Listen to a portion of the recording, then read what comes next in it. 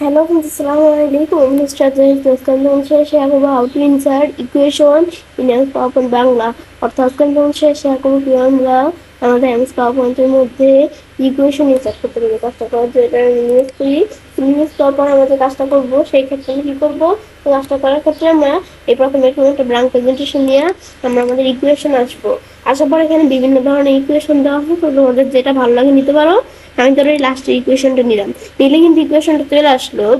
আসার পরে আমি ধরো চাইলে তোমাদের সুবিধার্থে ইকুয়েশনটা একটু বড় করতে পারি। ধরো আমি ধরো ইকুয়েশনটা একটু বড় করে নিলাম, ব্যাস বড় করার পর আমি ধরো এটা এই দিকে রাখলাম। ব্যাস রাখার পর এখন আমাদের ইকুয়েশনটা করব। এখন ধরো এই যে এখানে আমার ইকুয়েশনটা নেওয়ার পর আমি এখন আমাদের চাইলে ক্লিক করে যে এভাবে ক্লিক করে একটার সাথে একটা এই যে আসতে পারি। তাছাড়া ক্লিক করা ছাড়া আমি যদি এই যে আমাদের এভাবে রাইটার কি এভাবে চাপ দিয়েও আসতে পারি। এখন আমরা আমাদের এখান থেকে আমরা বলছি এই যে আমাদের এখন আমাদের A2 প্লাস B2। এখন আমরা এই যে আমাদের C2, এখন A2 প্লাস B2। এখন আমরা এটার পরিবর্তে যদি আমরা চেঞ্জ করতে চাই, ধরো লিখলাম কি আমি ধরো লিখলাম এখান থেকে আমরা I2 প্লাস ধরো এখান থেকে I3 লিখলাম, 2 এর জায়গায় 3 লিখে দিলাম। তারপর আমরা আমাদের প্লাসের জায়গায় ধরো মাইনাসই লিখে দিলাম, আমাদের মাইনাস। এখান থেকে ধরো লিখলাম কি আমাদের এম ধরো আমরা 4 লিখলাম, ব্যাস লিখলাম। আর এখান থেকে আমাদের কত হয় আমাদের এই যে এখান থেকে লিখে দিতে পারি চাইলে। আমি ধরো এই যে এখান থেকে আমরা এদিকে সি আসছিল, সি এর পরিবর্তে আমি ধরো কে দিয়ে দিলাম। এখানে এসে আমি ধরো আমরা 2 এর পরিবর্তে ধরো দিয়ে দিলাম কত, 2 এর পরিবর্তে আমি দিয়ে দিলাম আমাদের ধরো 2ই থাকলো না তো। ব্যাস এগুলো আমি একটু জিনিস যেমন চেঞ্জ করতে পারি চাইলে। ব্যাস থাকার পরে আমি এইভাবে যখন চেঞ্জ করলাম পরে আমি ফরম্যাটে এসে চাইলে কি করতে পারি, এই বিষয়টা ফরম্যাট করতে পারি, শেপস নিতে পারি, ওই শেপসের ফিল দিতে পারি, শেপসের ফিল, শেপসের আউটলাইন আরো বিষয় দেওয়া হতে পারে। যে টেক্সটের ফিল কিরকম থাকবে এগুলো আমি চেঞ্জ দিতে পারি।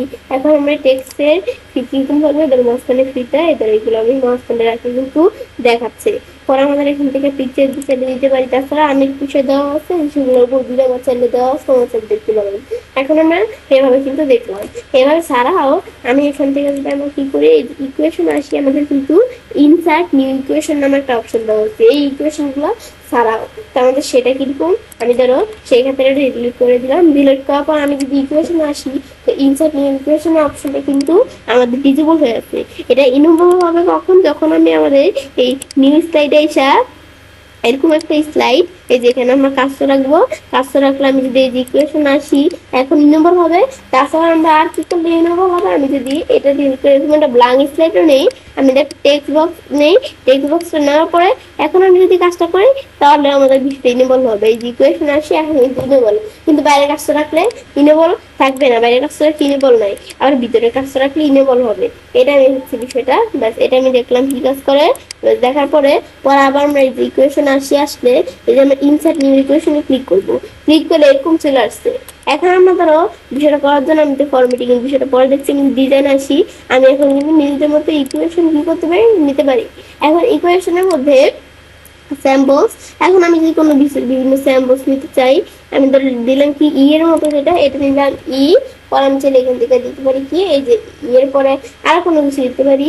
এখান থেকে পরে আবার এই যে দিকে আসার পরে মানে বিভিন্ন আমাদের এখান থেকে স্যাম্পল দেওয়া আছে, স্যাম্পল গুলো আমি চাইলে নিতে পারি। এই যে এখানে ক্লিক করলে কিন্তু স্যাম্পল চলে আসে। এটা আমি দেখলাম কি কাজ করে। দেখার পরে আমি যদি আবার এটা ডিলিট করে আমি যদি এখান থেকে আমরা কি নেই, এদের এখানে আমরা আবার এই যে ইনসার্টে আসি, আসার পর ইকুয়েশনে এসে আমি আবার ইনসার্ট ইকুয়েশন দেই। এখন আমি যেমন এগুলো করতে পারি ফ্যাকশন নিতে চাইলে ফ্যাকশন কিরকম নিবো, আমি ধরো ফ্যাকশন নিলাম এরকম, আমি ধরো এখানে রাইট এরো আপরে দিয়ে যে এখানে লিখলাম 1, পরে লিখলাম 2, পরে আবার আমরা এখানে আসার পরে আমরা আমাদের কি করবো, এরপরে আমরা আমাদের আবার এখানে এসে আমি চাইলে যেগুলো নিতে পারি, ধরো এটা প্লাস ধরে দিলাম কত, আমাদের এখান থেকে আমরা এইটা নিলাম। এখন নেওয়ার পর এখন আমি ধরো লিখলাম 3 আর এইদিকে লিখলাম 4। ব্যাস এবার কিন্তু আমরা বিষয়গুলো লিখতে পারি। এটা আমি দেখলাম কি কাজ করে। দেখার পর এগুলো ছাড়াও আমি এখন এই যেগুলো করার পর আমি যদি এখন ফরম্যাটে আসি, এগুলো আমি নিজেদের মতো ফরম্যাট করতে পারি। এই যে ফরম্যাট করলাম, পরে আমরা এই যেগুলো আমরা এখানে লেখা আমাদের ভিডিও কি করবো, পরে আমরা এই ধরো এগুলো আমরা এখান থেকে কিরকম কালার দিব এগুলো কিন্তু আমি দিতে পারি। সিলেক্ট করি শেপ ফিল আমাদের এখানে কিন্তু শেপ ফিল দিলে শেপের কালার চলে আসছে। এখন এটা তো কালার আসলে আমি এটা একটু আমি বিষয়গুলো একটু বড় করলে লেখা সাইজটা বড় করলে বুঝতে পারবো বিষয়টা কি কাজ করে। বই দিলে কিন্তু এগুলো করতে পারি। পরে আমাদের এই যে আরো বিষয় দেওয়া আছে আউটলাইনের কালার কিরকম থাকবে এগুলো দিতে পারি। ব্যাস পরে আমরা এই যে এখান থেকে আমরা এই টেক্সট ফিল আসলে আরো নানা বিষয় দেওয়া আছে। এটা আমরা কি কাজ করে একটু দেখলে বুঝতে পারবো। পরে এটা পরে আমরা যখন এটা দেখলাম এখন আমার ডিলিট প্রেস করে চলে গেল। এখন এটার পর আমি যদি আবার এখান থেকে একটা টেক্সট বক্স নেই, নেওয়ার পর আমি এখন যদি আবার আমরা ইনসার্টে এসে ইকুয়েশন ইনসাইড নিউ ইকুয়েশন এখন আমরা ফ্র্যাকশন ছাড়াও এই 10 স্কিপ পরে আমাদের এখান থেকে এখানে রাইস আমাদের এখান থেকে রেডিসাল পরে আমাদের এখান থেকে আমরা এই যে এই বিষয়গুলো দেওয়া আছে ফাংশন পরে আমাদের এই যেগুলো হচ্ছে আমাদের ফ্র্যাকশন। এখন আমরা এই যে ফাংশন পরে আমাদের এখান থেকে অ্যাসেন্ট পরে আরো দেওয়া আছে অপারেটর ম্যাট্রিক্স এগুলো আমি নিজের মতো নিতে পারি।